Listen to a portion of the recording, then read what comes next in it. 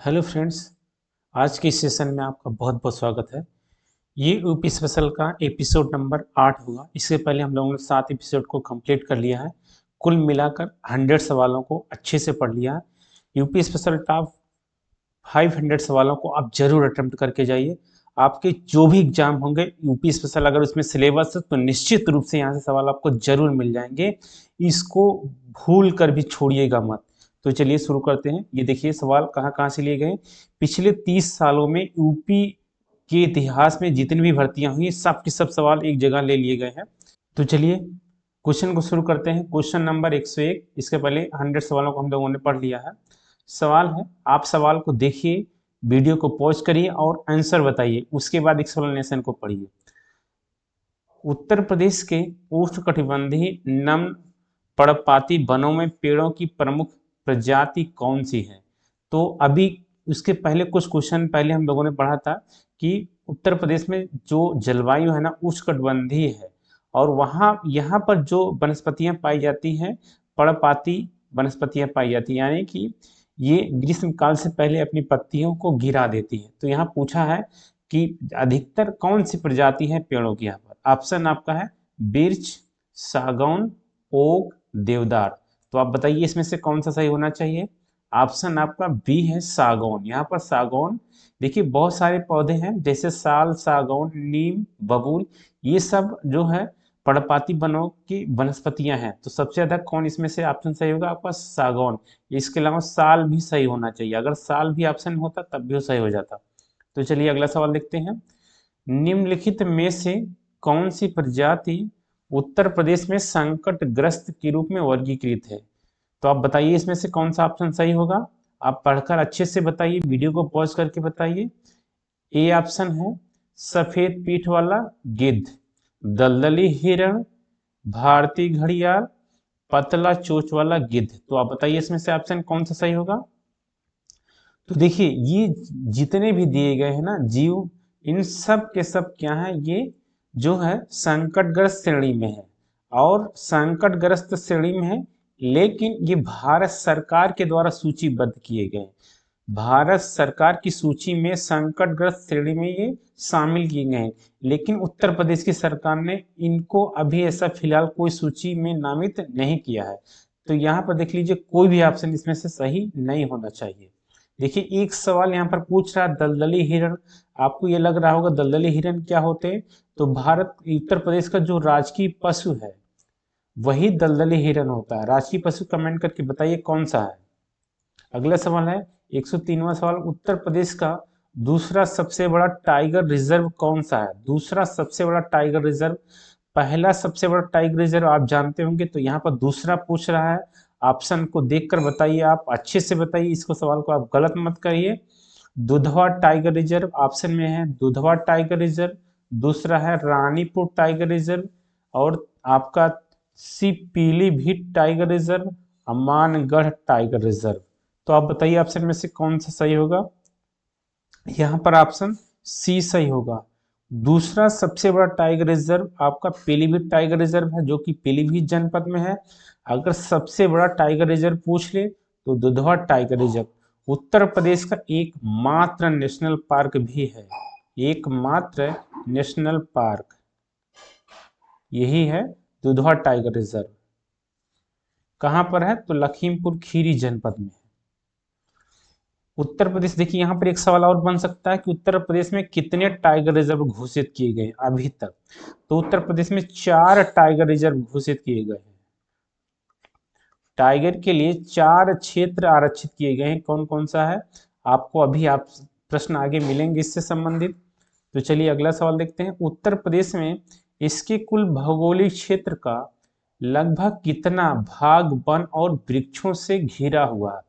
तो यहाँ पर आपको बताना है उत्तर प्रदेश की कुल भौगोलिक क्षेत्र का कितना भाग वन और वृक्षों से घिरा हुआ है। ऑप्शन देखकर आप बताइए। 7%, 8%, 9%, 10%। आप कमेंट करके बताइए कौन सा इसमें से सही होना चाहिए।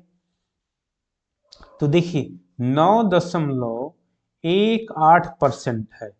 तो यहाँ पर देख लीजिए कोई भी एग्जैक्टली कोई भी आंसर आपके पास सही नहीं है, लेकिन हम लोग क्या मानकर चलेंगे, जो नजदीकी उत्तर है जो सबसे ज्यादा सही उसको लगाएंगे।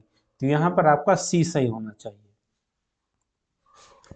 भारत वन स्थिति रिपोर्ट 2023 के अनुसार किन जिलों में 20% से अधिक वन है? आप बताइए, ऑप्शन देकर बताइए। बहराइच, चंदौली, श्रावस्ती। तो आप बताइए कौन कौन से ऐसे तीनों जिलों में से कौन से ऐसे जिले हैं जिनके कुल क्षेत्रफल का 20% से अधिक वन है? तो आप बताइए। अगर आपने इससे पहले 100 सवालों को आपने वीडियो देखा होगा तो ये सवाल आप सही कर सकते हैं। तो यहाँ पर देख लीजिए, बहराइच, चंदौली, श्रावस्ती। तो यहाँ पर क्या होना चाहिए आपका? तो ये दो ऑप्शन है आपका, चंदौली और श्रावस्ती। ये श्रावस्ती क्या है? ये तराई वाला क्षेत्र है जो कि नेपाल से लगा हुआ है, और चंदौली जो सोनभद्र के पास है, दूसरा सर्वाधिक वन प्रतिशतता वाला जिला भी है उत्तर प्रदेश का। तो यहाँ पर दोनों जिले हैं ऐसे हैं जिनका 20% से अधिक भाग क्या है? वन से कवर है। तो यहाँ पर 2 और 3 ऑप्शन किसमें सही होना चाहिए? बी में सही होना चाहिए, 2 और 3। अगर सबसे अधिक वन क्षेत्रफल वाला जिला पूछ ले तो आप बताएंगे सोनभद्र। सोनभद्र का वन क्षेत्रफल सर्वाधिक है। और अगर प्रतिशतता की दृष्टि से भी देख लें सर्वाधिक वन सघनता वाला, तब भी सोनभद्र ही है। सोनभद्र कुल एरिया और परसेंटेज के मामले में भी प्रथम स्थान पर है, जिसे पूछा जाता प्रतिशतता, सर्वाधिक वन प्रतिशतता वाला जिला। अगला सवाल देखते हैं। 106वां, किस वर्ष में उत्तर प्रदेश राज्य जैविक प्रमाणन एजेंसी की स्थापना की गई है? तो ऑप्शन देकर बताइए आप। 2013, 2005, 2011, 2007। तो यहाँ पर डी ऑप्शन सही होना चाहिए, 2007। अगला है उत्तर प्रदेश का कछुआ अभ्यारण्य किस जिले में है? कछुआ अभ्यारण्य से लेकर के बहुत सवाल यूपी में पूछे गए हैं। तो यहाँ पर सवाल फिलहाल आपके सामने आ गया। बताइए किस जिले में है कछुआ अभ्यारण्य? वाराणसी, हरदोई, मैनपुरी, एटा। तो ये सरल सवाल है, आप बता सकते हैं इसको। अच्छे से बताइए, सोच कर बताइए, कमेंट करके बताइए। तो यहाँ पर आपका ऑप्शन है वाराणसी। अब वाराणसी में क्यों कछुआ अभ्यारण्य की स्थापना की गई है, अभी आपको ये आगे सवाल मिलेंगे। देखिए 108वां सवाल, कछुआ वन्य जीव, वन्य जीव, यहाँ जीवन नहीं जीव होना चाहिए, वन्य जीव अभ्यारण्य के कथनों में से कौन सा सही है? देखिए सेंटेंस दिया, आपको बताना कौन कौन सा सही है कौन कौन सा नहीं सही है। पहला क्या है? यह उत्तर प्रदेश के वाराणसी जिले में स्थित है। आप ऑप्शन को देखिए, वीडियो को पॉज करिए, अच्छे से एनालिसिस करिए, फिर बताइए। फिर उसके बाद वीडियो को प्ले करके देखिए आपको उत्तर सही होता है कि नहीं से होता है। यह उत्तर प्रदेश के वाराणसी जिले में स्थित है, पहला आपका सेंटेंस है। दूसरा है, यह देश का पहला मीठे पानी का कछुआ वन्य जीव अभ्यारण्य था। तीसरा है, कछुआ को आधे जले हुए मानव शवों को जैविक तरीके से हटाने के लिए छोड़ा गया था। तो आप बताइए इसमें से कौन सा सही है कौन सा नहीं सही है? ए ऑप्शन में केवल 1, बी ऑप्शन में 1 और 2, सी में केवल 3 और डी में उपयुक्त सभी। तो यहाँ पर कौन सा सही है आप ये बताना है। तो देखिए यह वाराणसी जिले में स्थित, अभी हम लोगों ने इसके पहले वाले सवाल में देखा तो पहले यहाँ पर सही हो गया।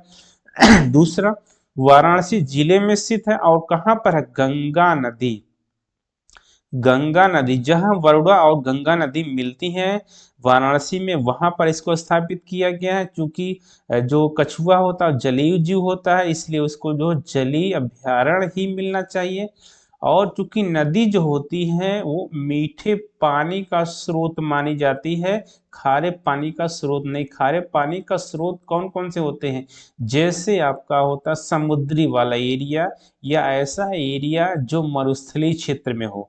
तो यहाँ पर जो कि चूंकि आपका नदी के जल में बनाया गया, इसलिए मीठे पानी का कछुआ वन्यजीव अभ्यारण्य हो जाएगा, इसलिए यहाँ पर दूसरा वाक्य भी सही है। तीसरा देखते हैं, कछुआ को आधे जले हुए मानव शवों को जैविक तरीके से हटाने के लिए छोड़ा गया। आप जानते हैं कि वाराणसी में बहुत अधिक शवों का दहन होता है, हमेशा ऐसे कुछ घाट है जहाँ पर शव जलते रहते हैं। तो बहुत से जलीय शव भी ऐसे पानी में प्रवाहित कर दिए जाते हैं, तो उनको जैविक तरीके से हटाने का भी एक उद्देश्य हो जाता है। यहाँ पर तीनों सही हो जाएगा, उपयुक्त सभी। यहाँ पर डी ऑप्शन सही हो जाएगा, उपयुक्त सभी। अगला देखते हैं, घड़ियाल संरक्षण के लिए प्रसिद्ध अभ्यारण्य कौन सा है? घड़ियाल संरक्षण के लिए हस्तिनापुर ऑप्शन है, हस्तिनापुर वन्य जीव अभ्यारण्य, राष्ट्रीय चंबल वन्य जीव अभ्यारण्य, कैमूर वन्य जीव अभ्यारण्य, और डी आपका चंद्रप्रभा वन्य जीव अभ्यारण्य। अगर आपको एक नदी का नाम पता होगा जो कि घड़ियाल के लिए बहुत ही मशहूर नदी है, वहां पर घड़ियालों की बहुत अधिक संख्या पाई जाती है, और उस नदी का जो प्रवाह क्षेत्र है राजस्थान, मध्य प्रदेश और उत्तर प्रदेश में है, तो आप इस चीज को बता ले जाएंगे यहाँ पर ऑप्शन। तो आप बताइए कौन सा ऑप्शन सही होना चाहिए, इतना हमने आपको क्लू दे दिया है। तो यहाँ पर ऑप्शन है बी, राष्ट्रीय चंबल वन्य जीव अभ्यारण्य। राष्ट्रीय चंबल वन्य जीव अभ्यारण्य इटावा जनपद में है, उत्तर प्रदेश के किस जनपद में? इटावा में है। और ये चंबल नदी में इसको स्थापित किया गया है, चंबल नदी में बनाया गया है ये अभ्यारण्य। चंबल नदी मध्य प्रदेश, राजस्थान और उत्तर प्रदेश की सीमा पर प्रवाहित होती है।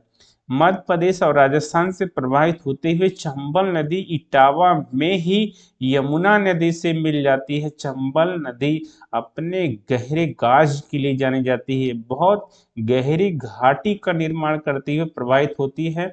हालांकि यहाँ ये नदी जो होती है बहुत अधिक प्रदूषित नहीं होती है, लेकिन चूंकि बुंदेलखंड क्षेत्र से बहती है और गहरी खाइयों और घाटियों से होकर बहती है, इसलिए यहाँ का जो जल होता है बहुत अधिक कृषि के लिए उपयोगी नहीं हो पाता है। तो यहाँ पर ऑप्शन फिलहाल आपका बी सही होगा। हस्तिनापुर वन्य जीव अभ्यारण्य अगर चर्चा हो गई है तो यहाँ पर कहाँ हो सकता है? हस्तिनापुर वन्य जीव अभ्यारण्य कई जिलों में फैला हुआ है, जिसमें आपका गाजियाबाद हो गया, अमरोहा हो गया, मेरठ हो गया, इसके अलावा जो मुजफ्फरनगर और बिजनौर, इन कई जिलों में फैला हुआ है। हस्तिनापुर उत्तर प्रदेश का सर्वाधिक बड़ा अभ्यारण्य है, सबसे बड़ा अभ्यारण्य है। अब देखिए यहाँ पर सी, कैमूर वन्य अभ्यारण्य, ये कहाँ पर है? तो कैमूर वन्य जीव अभ्यारण्य, अगर इसका लोकेशन आपको पता होगा तो आप बताइए कमेंट करके, नहीं तो हम बता रहे हैं सोनभद्र और मिर्जापुर जनपद में। चंद्रप्रभा वन्य जीव अभ्यारण्य ये कहाँ पर है? तो ये चंदौली जिले में है, चंद्रप्रभा। अगला सवाल देखते हैं, राष्ट्रीय चंबल अभ्यारण्य किस प्रजाति के लिए प्रसिद्ध है? तो ये सेंचुरी है, उसको बताना है। तो आप समझ गए होंगे, इसके पहले वाले सवाल में यहाँ पर ऑप्शन घड़ियाल सही होगा, ये ऑप्शन। अगला है, गोंडा में वन विभाग ने निम्नलिखित किस नदी पर कछुआ संरक्षण रिजर्व स्थापित करने की योजना बनाई है? बेतवा, केन, सरजू और सरयू। तो ऑप्शन देखकर आप बताइए। अगर गोंडा का आपको लोकेशन पता होगा तो आप बता ले जाएंगे इसमें से। अब गोंडा में कौन कौन सी नदी प्रवाहित होती है, उसी नदी के जल में ही कछुआ संरक्षण रिजर्व स्थापित किया जा सकेगा। तो बेतवा तो नदी नहीं प्रवाहित होती है गोंडा में, केन भी प्रवाहित नहीं होती, ये दोनों नदियां दक्षिण की ओर से आकर के यमुना में मिलती हैं। सरयू और सरयू ये दोनों नदियां प्रवाहित होती हैं कहाँ? गोंडा में। तो यहाँ पर ऑप्शन आपका सरजू सही होना चाहिए। सरजू जो नदी है ये घाघरा की सहायक नदी है। घाघरा की सहायक नदी अगर आपसे पूछा जाए किसी सहायक नदी, तो जो घाघरा की सहायक नदी। अगला सवाल है, किस अभ्यारण्य का नाम चंद्रमा की चमक अर्थ वाली नदी पर है? तो यहाँ पर देख लीजिए, ऐसे अभ्यारण्य का आपको नाम बताना जिसका अर्थ चंद्रमा की चमक अर्थ वाली नदी पर है, यानी कि सेम है, वो नदी का नाम भी वही है और जो क्या अभ्यारण्य भी उसी नाम से। तो आप बताइए चंद्रप्रभा। चंद्रप्रभा का मतलब ही हो जाता है चंद्रमा की चमक या चंद्रमा की आभा। तो यह कहाँ पर है? ये चंदौली जनपद में है। इसी तरीके से नवाबगंज अभ्यारण्य ये कहाँ पर है? तो उन्नाव है। अब इसका नाम बदल दिया गया है, चंद्रशेखर आजाद अभ्यारण्य नाम रख दिया है। दुधवा, दुधवा क्या है? उत्तर प्रदेश का एकमात्र नेशनल पार्क है, ये कहाँ पर है? लखीमपुर खीरी में है। कछुआ, कछुआ वन्य जीव अभ्यारण्य तो अभी हम लोगों ने देखा वाराणसी में है, वाराणसी में है। इसके अलावा एक जगह प्रस्तावित है गोंडा में। अगला सवाल है, किस वर्ष किशनपुर वन्य जीव अभ्यारण्य को वन्य जीव संरक्षण अधिनियम के तहत वन्य जीव अभ्यारण्य कब घोषित किया गया? तो सबसे पहले आपको पता होना चाहिए किशनपुर वन्य जीव अभ्यारण्य है कहाँ पर है। उसके बाद जो है ये भी आपको पता होना चाहिए वन्य जीव संरक्षण अधिनियम कब पारित हुआ था या लागू हुआ था। उसके बाद ही वन्य जीव अभ्यारण्य घोषित किया गया होगा। तो ऑप्शन में आपका 1991, 1985, 1956, 1972। अगर आपको ये अधिनियम पता होगा कब ये लागू और पारित हुआ था संसद से, तो आप इस उत्तर को बता ले जाएंगे। तो ऑप्शन बताइए कौन सा सही है। तो जिस वर्ष वन्य जीव संरक्षण अधिनियम लागू हुआ था उसी वर्ष किशनपुर वन्य जीव अभ्यारण्य को घोषित किया गया था उत्तर प्रदेश का वन्य जीव अभ्यारण्य। तो यहाँ पर आपका ऑप्शन डी सही होगा 1972 में। अब देख लेते हैं ये कहाँ पर है। तो किशनपुर वन्य जीव अभ्यारण्य लखीमपुर खीरी जनपद में है, लखीमपुर खीरी जनपद में है। अगला, कौन उत्तर प्रदेश में स्थित नहीं है? तो आपको बताना है दुधवा। तो ये बिल्कुल सही है, यह लखीमपुर खीरी में है, लखीमपुर खीरी में है। भीमराव अंबेडकर पक्षी अभ्यारण्य, भीमराव अंबेडकर पक्षी अभ्यारण्य ये भी है। हस्तिनापुर पक्षी अभ्यारण्य ये भी उत्तर प्रदेश में है। यहाँ पर कान्हा आपको नाम दिख रहा है जो कि अलग है। कान्हा एक टाइगर रिजर्व भी है और आपका नेशनल पार्क भी है। ये कहाँ पर है? तो ये मध्य प्रदेश में है और मध्य प्रदेश का सबसे बड़ा नेशनल पार्क भी यही है। अगला सवाल देखते हैं, उत्तर प्रदेश के निम्नलिखित शहरों में से सबसे छोटा वन अभ्यारण्य कहाँ स्थित है?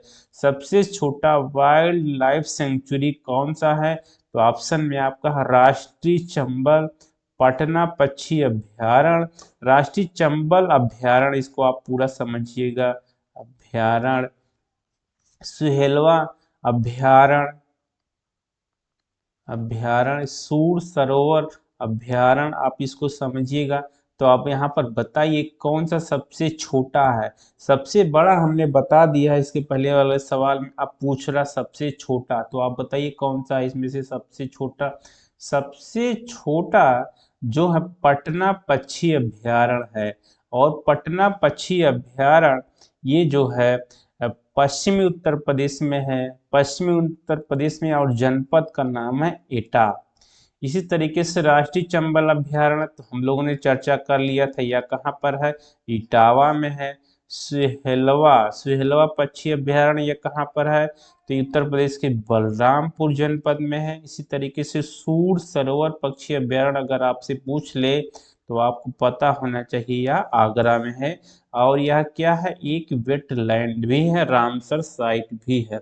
अगला है, गंगा डॉल्फिन को क्या कहा जाता है? गंगा डॉल्फिन यानी कि गंगा में जो डॉल्फिन पाई जाती है उसको क्या नाम से जाना जाता है? सेल, सेम, सील, सुसु। अगर आप ग्रामीण क्षेत्र में रहे होंगे, अगर आपने चर्चा सुना होगा, नदी किनारे गए होंगे तो आप जरूर सुने होंगे इस नाम को। तो बताइए कौन सा है? इसको है सुसु कहा जाता है, सुसु। आप सुनेंगे जो ग्रामीण क्षेत्र के लोग होते हैं उनको सूस कहते हैं, सूस। तो ये है गंगा डॉल्फिन। गंगा डॉल्फिन ये भारत का जलीय जीव है, ये राष्ट्रीय जलीय जीव घोषित किया गया। इसको कब घोषित किया गया है? तो 2009 में। गंगा डॉल्फिन से संबंधित एक प्रजनन और संरक्षण केंद्र भी स्थापित किया गया है। तो कहाँ पर है? तो वह बिहार में है, बिहार में है। डिस्ट्रिक्ट कौन सा? ये भागलपुर। ये सवाल जरूर पूछा जाता है। अगला है, निम्नलिखित में से कौन सा उत्तर प्रदेश के उष्णकटिबंधीय शुष्क पर्णपाती वन में क्या पाया जाता है? तो शीशम, पलाश, महुआ, कोक। हालांकि शीशम भी पाया जाता है, पलाश भी पाया जाता है, महुआ भी पाया जाता है, तीनों पाए जाते हैं। लेकिन यहाँ पर बताना है अधिकांशतया कौन सा पाया जाता है। हम आपको एक क्लू दे रहे हैं, यह उत्तर प्रदेश का राष्ट्रीय जो पुष्प भी है वही यहाँ पर सबसे ज़्यादा पाया जाता है। तो आप बता सकते हैं यहाँ पर ऑप्शन आपका पलाश सही है, पलाश या टेसु। ठीक है, यही सही है आपका। उत्तर प्रदेश में वर्तमान वन क्षेत्रफल कितना है? उत्तर प्रदेश में वर्तमान वन क्षेत्रफल कितना है? तो अगर वन क्षेत्रफल पूछे तो आपका 6.25% ये आपका बनावरण है और आपका 3.08% आपका ये वृक्षावरण है। वृक्षावरण अगर इन सबको मिला दिया जाए तो 9% से ऊपर हो जाता है। 9 आपका 3.3% ये आपका वन क्षेत्रफल है उत्तर प्रदेश का कुल। तो यहाँ पर नजदीकी ऑप्शन कौन सा? एग्जैक्टली तो कोई नहीं सही है, लेकिन नजदीकी ऑप्शन यहाँ पर सी सही हो रहा है। अगला है, उत्तर प्रदेश में लायन सफारी पार्क कहाँ स्थापित हो रहा है? लेकिन यहाँ पर पार्क नहीं लिखा है, पार्क भी हो सकता है यहाँ पर आपका। तो ये पार्क लायन सफारी पार्क कहाँ स्थापित हो रहा है? बलरामपुर, इटावा, महाराजगंज, पीलीभीत। तो कौन सा आपका सही होना चाहिए? यहाँ पर इटावा होना चाहिए।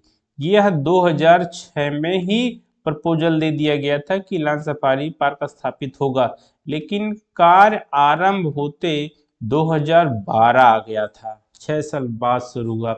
उत्तर प्रदेश में एक बब्बर शेर सफारी स्थापित किया जा रहा है।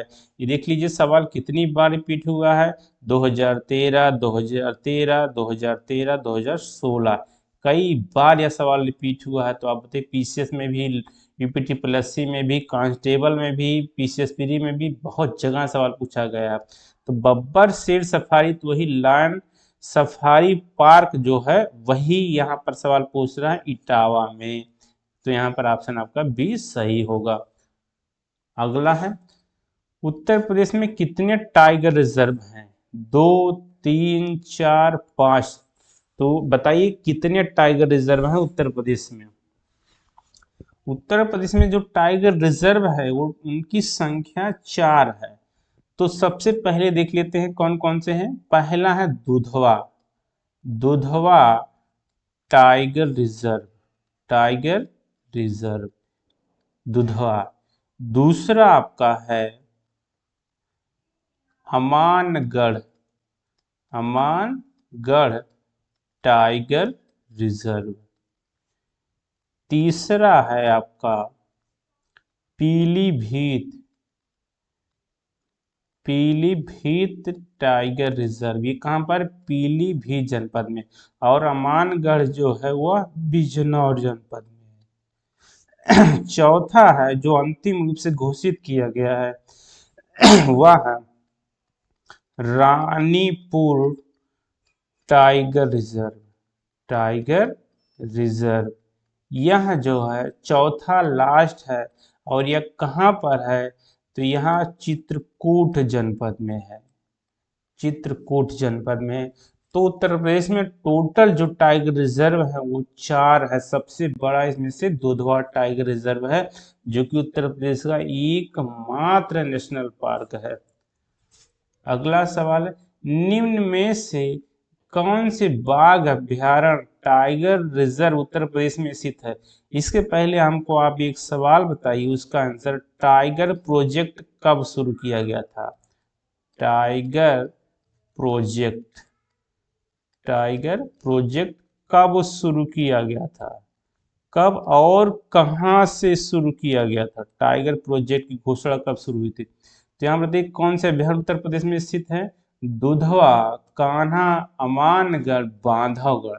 तो कौन सा बताना है कि 4 ऑप्शन में से उत्तर प्रदेश में है?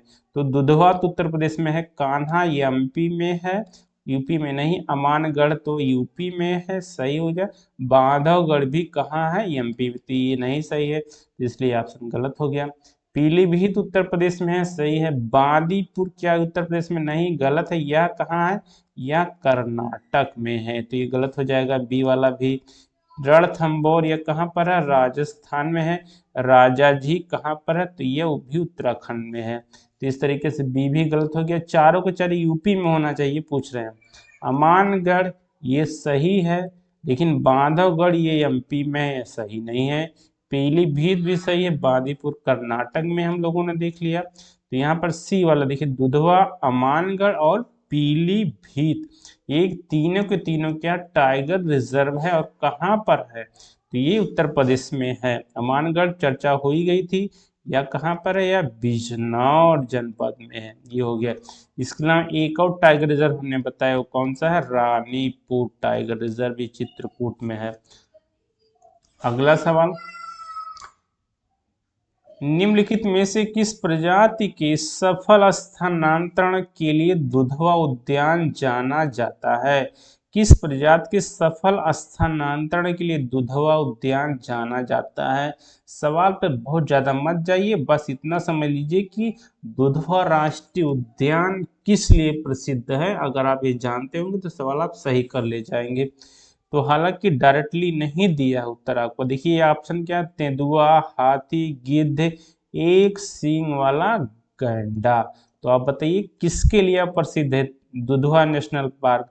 तो आप जानते हैं टाइगर रिजर्व है, टाइगर रिजर्व है, बाघ आरक्षित क्षेत्र है। तो आप बाघ, टाइगर से रिलेटेड उसकी एक आप कह सकते हैं जाति तेंदुआ है, उसी संवर्ग का है तेंदुआ। तो यहाँ पर आपका ऑप्शन ये सही हो जाएगा, तेंदुआ टाइगर रिजर्व। अभी हमने आपसे पूछा कि टाइगर प्रोजेक्ट कब शुरू किया गया था? टाइगर प्रोजेक्ट, बाघ परियोजना कब शुरू किया गया था? तो आप बताइए कौन सा है? हम बता दे रहे हैं 1972। बहुत लोगों को हालांकि पता होगा। 1972 टाइगर प्रोजेक्ट की शुरुआत की गई थी। उस समय जो पीएम थी इंदिरा गांधी थी, इंदिरा गांधी थी। और हमने बताया ये कहाँ से शुरू किया गया था? टाइगर प्रोजेक्ट ये कहाँ से शुरू किया गया था? तो यह जिम कॉर्बेट नेशनल पार्क से शुरू किया गया था। जिम कॉर्बेट नेशनल पार्क से, जो कि उत्तराखंड में है, यहीं से इसको शुरू किया गया था 1972 में। अगला 125वां सवाल है, इस वीडियो का लास्ट सवाल है। उत्तर प्रदेश का सबसे बड़ा वन्य जीव अभ्यारण्य कौन सा है? चंद्रप्रभा, कतरनिया घाट, किशनपुर, हस्तिनापुर। तो यहाँ पर सबसे बड़ा वन्य जीव अभ्यारण्य पूछ रहा है, तो आप बताइए। हम लोग इस पर चर्चा कर चुके हैं, कई जिलों में फैला हुआ है, वह वन्य जीव अभ्यारण्य उत्तर प्रदेश का सबसे बड़ा है। तो ये आपका ऑप्शन देखिए डी सही होना चाहिए। हस्तिनापुर वन्य जीव अभ्यारण्य या कहाँ पर है? तो कई जनपद में है। जैसे एक तो आपका गाजियाबाद हो गया, गाजियाबाद, इसके अलावा प्लस मेरठ, प्लस अमरोहा, अमरोहा, और आपका मुजफ्फरनगर, और फिर आपका जो सबसे ऊपर वाला जनपद है बिजनौर। इतने जिलों में फैला हुआ है हस्तिनापुर वन्यजीव अभ्यारण्य। चंद्रप्रभा वन्यजीव अभ्यारण्य यह कहाँ पर है? चंदौली में है। कतरनिया घाट वन्यजीव अभ्यारण्य यह कहाँ पर है? बहराइच में। अब दोस्तों नेक्स्ट सेशन में हम लोग 125 सवाल से आगे पढ़ेंगे। वीडियो को पूरा देखने के लिए आपका बहुत बहुत धन्यवाद। वीडियो को आप शेयर करिए, लाइक करिए, कमेंट करिए। इसके अलावा चैनल पर अगर आप नए हैं तो इसको ज़रूर सब्सक्राइब करिए। अब अगले वीडियो में मिलते हैं, तब तक के लिए जय हिंद।